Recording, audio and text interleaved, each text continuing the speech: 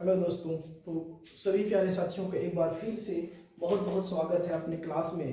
तो हम लोग जो देख रहे हैं आज का क्लास जो है हर बार की तरह जो है 12 फिजिक्स एनसीईआरटी के न्यूमेरिकल को लेकर हम जो एक सीरीज चला रहे हैं उसी के सिलसिले को आगे बढ़ाते हुए हम लोग 2.7 क्वेश्चन पर आज डील करेंगे। तो देखिए क्वेश्चन क्या कह रहा है कि 2 पिकोफैराड 3 पिकोफैराड और 4 पिकोफैराड धारिता वाले 3 संधारित्र समांतर क्रम में जोड़ा हुआ है। तो संयोजन की कुल धारिता क्या है ना। पिछले क्लास में जो हम लोग डील किए थे छठवां क्वेश्चन को, उसमें ये जो है श्रेणी क्रम में जो श्रेणी क्रम के विषय में हम लोग सीखे उसी के विषय में हम लोग बात किए। यहाँ पर समांतर क्रम के विषय में बात करेंगे। तो वहां पर भी चूंकि 3 को धारिता था तो यहाँ पर भी 3 धारिता वाला संधारित्र था, है ना।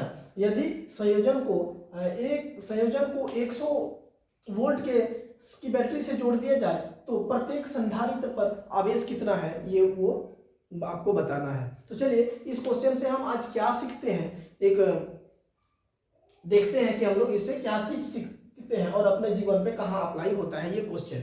चलिए सॉल्व हम लोग हल एक देखते हैं कि पहला बोल रहा है संयोजन की कुल धारिता क्या है। तो क्वेश्चन आपको दिया है कि 2 पिकोफैराड 3 पिकोफैराड और 4 पिकोफैराड धारिता वाले 3 संधारित्र समांतर क्रम में जोड़ दिया जाता है तो संयोजन की कुल धारिता। तो संयोजन की कुल धारिता चूंकि समांतर क्रम में जोड़ा गया है तो टोटल कैपेसिटेंस जो है इस टाइप से C1 + C2 + C3 है ना, सभी को तीनों को जोड़ दिए जो कि क्वेश्चन में दिया हुआ है। तो 2 पिकोफैराड 3 पिकोफैराड 4 पिकोफैराड सबको ऐड कर दिए तो 9 पिकोफैराड इसका एक एनसीईआरटी का क्वेश्चन पहला नंबर का हो गया। दूसरे नंबर का है यदि संयोजन को 1000 वोल्ट में से जोड़ देते हैं तो प्रत्येक संधारित्र पर आवेश निकाले। तो प्रत्येक संधारित्र पर आवेश समांतर क्रम में सभी का वोल्टेज समान होता है। हम लोग श्रेणी क्रम में देखे थे कि आवेश समान होता था, वोल्टेज जो है अलग अलग बढ़ जाता था। और यहाँ पर जो है समांतर क्रम में वोल्टेज ही समान रहता है और आवेश जो है अलग अलग बढ़ जाता है। इसको आप लोग समझिएगा। तो प्रत्येक संधारित्र पर आवेश निकालते हैं तो इसका प्रत्येक संधारित्र पर आवेश की गणना के लिए जो है ये सूत्र लगता है ना। ये चूंकि C है, यहाँ पर आप लोग देखिएगा ये जो है C दिया हुआ है। C का मतलब कैपेसिटेंस, धारिता ऐसे समझिए ना, धारिता है ना। तो धारिता गुना वोल्टेज है ना, मतलब वोल्टेज या विभव मान लीजिए, विभवांतर कुछ भी मान लीजिए, ये वोल्टेज गुना धारिता है। वोल्टेज गुना धारिता बराबर जो है ये आवेश होता है। तो आपका प्रत्येक वोल्ट, चूंकि वोल्टेज समान रहता है तो वोल्टेज जो है धारिता के अनुसार होता है।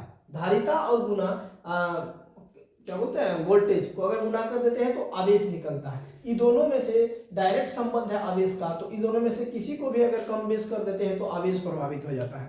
ठीक है, तो उसी के अनुसार जो है जैसे 2 पिकोफैराड के लिए 2 × 100, चूंकि 100 हम लोग देते हैं। दूसरा क्वेश्चन बोल रहा है कि 100 वोल्ट की बैटरी से जोड़ते हैं तो चूंकि वोल्टेज तो 100 आएगा तो 2 × 100 बराबर 200 पिको कूलम, और यहाँ पे 2 × 10⁻⁻10 कूलम आवेश जो है पहला धारिता पर आवेश, दूसरी धारिता पर सेम ऐसे ही ऐसे, तीसरी पर भी इसी टाइप का। तो ये सेकंड नंबर का आंसर है। कोई बहुत बड़ा क्वेश्चन नहीं है जो इसमें कुछ डायलॉग देने की जरूरत है, लेकिन हाँ अगर इस क्वेश्चन से आप कुछ सीखने चाहते हैं अपने जीवन में तो थोड़ा सा कल्पना कीजिए और अपने जहन में बैठा करके देखिए और अपने दैनिक जीवन में से मिलान करके इसको जो है आप कुछ सीखिए। तो चलिए हम लोग देखते हैं। कल्पना कीजिए कि 2 पिकोफैराड 3 पिकोफैराड 4 पिकोफैराड है ना, ये 3 दोस्त हैं और तीनों जो है समांतर क्रम में जोड़ा हुआ है। इसका मतलब यह हुआ कि तीनों की जो है तीनों की जिंदगी की कहानी जो है एक ही है, लेकिन ये तीनों के जो रिश्ता जो है, तीनों में जो रिश्ता है वो अलग अलग रिलेशनशिप से एक दूसरे से जुड़ा है, लेकिन जिंदगी की कहानी एक ही है ना।